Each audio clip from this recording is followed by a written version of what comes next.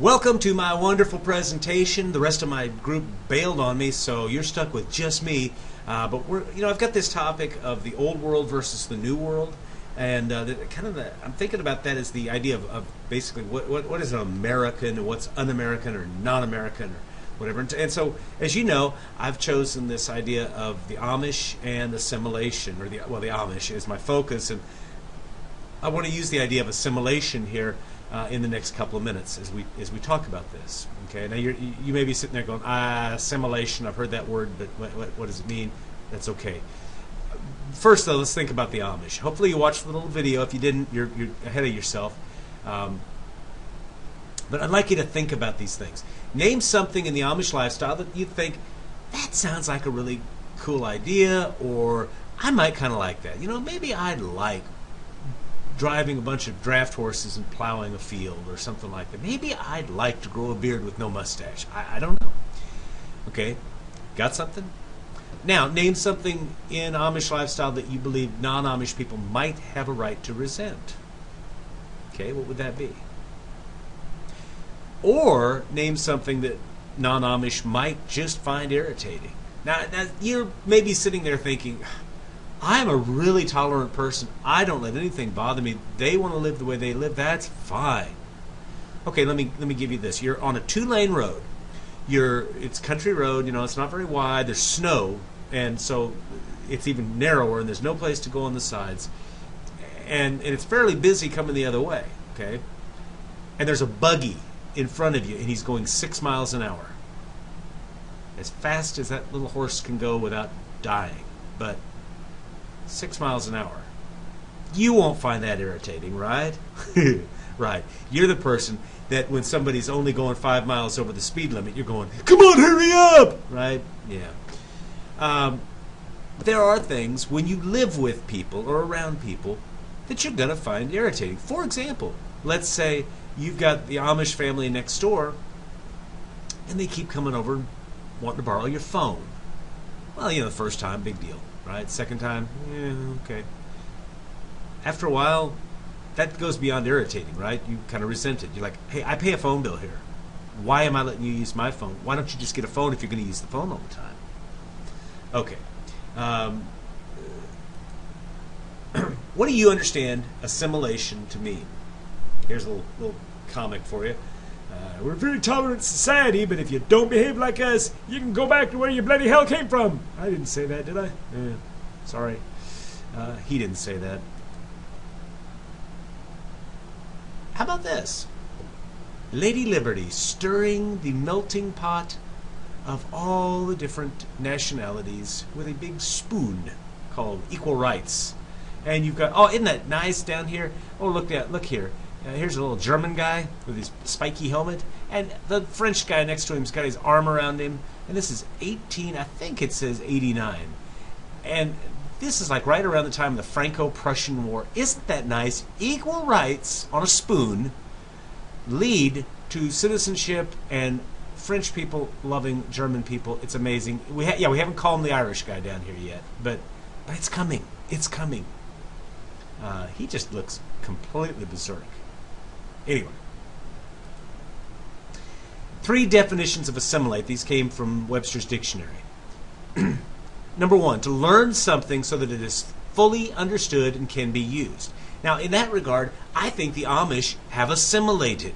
They've learned about American society. They understand it. At least they're more knowledgeable people have. And they can use it. They just choose not to. Or, number 2, to cause a person or group to become part of a different society, country, etc. Well, in this case, they've partially done that. But in some ways, they've said, nah, we're not going to be part of that. We're going to hold back. And finally, there is to adopt the ways of another culture to fully become part of a different society, country, etc. Basically, so that you don't even know the difference between these people. And that is, that's something that the Amish are not doing. And really, they would probably say, if they're going to do that, then they would cease to be Amish. I'm always reminded when I hear that word assimilate of Star Trek, The Next Generation, the old show with Captain Picard on it.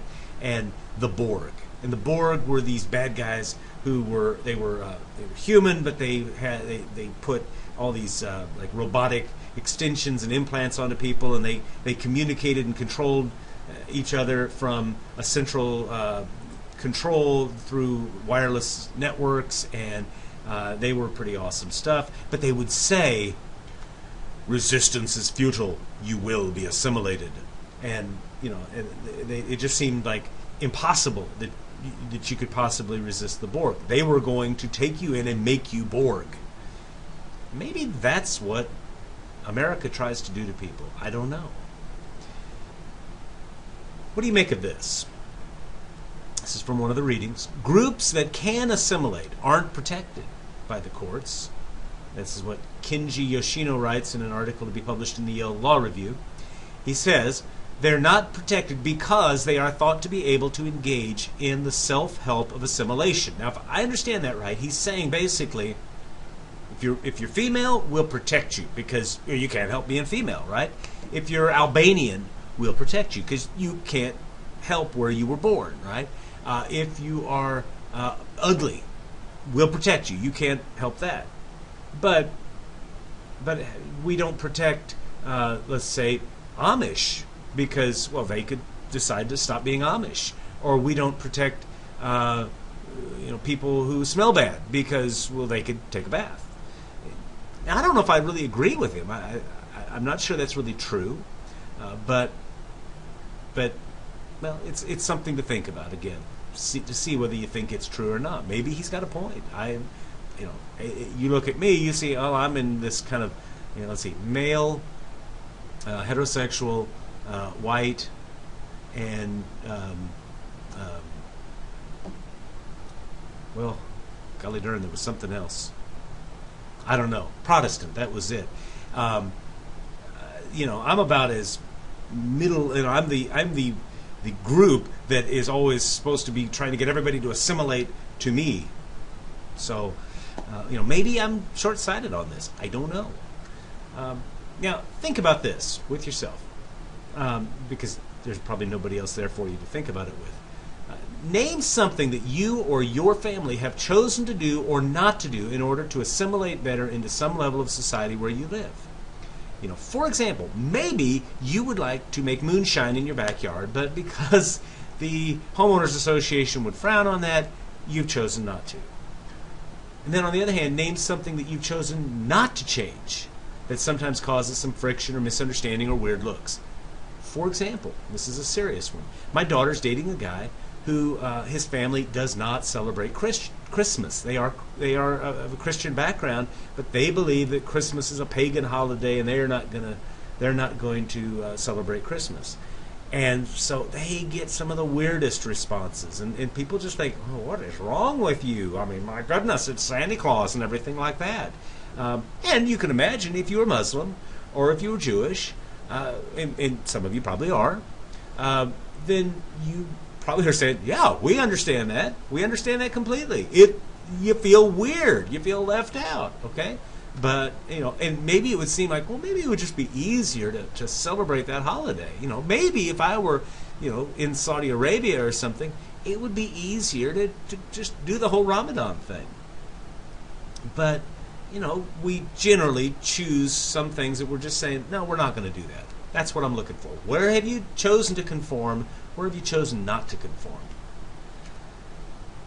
Now, I like this idea of finding the middle line, okay? Let's take a couple of extreme positions. Nobody is going to say that we all have to dress in exactly the same way at exactly all the times, right?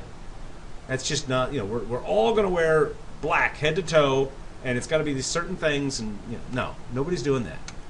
And nobody is going to say that we've got to tolerate a cannibal, right? Oh, that's the Joneses next door. They eat people. Nobody's going to do that.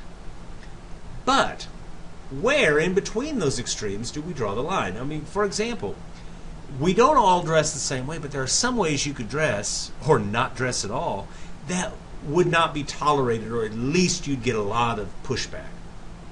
So where between everybody dressing exactly the same and everybody dressing exactly the way they want to in every extreme, where do you cross the line between acceptable and not acceptable? And we've got people eating really weird things like people or dogs or something like that, and people that eat, all of the very conformist things. But where do we cross the line? There was a time when if you were a vegetarian, that was really kind of looked at like there's something wrong with you. And to some degree, that's still the case. I'm trying to remember the guy's name on the show Parks and Recreation, who, he thinks it's a sort of a moral failing if you eat vegetables. Anyway.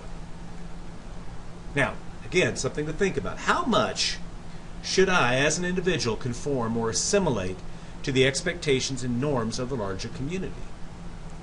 And how much can the larger community reasonably expect others to conform to its patterns? Okay, now the Amish are not, especially if you live around Overland Park here, the Amish are not an issue, right? We don't see buggies going down Quivira or anything like that.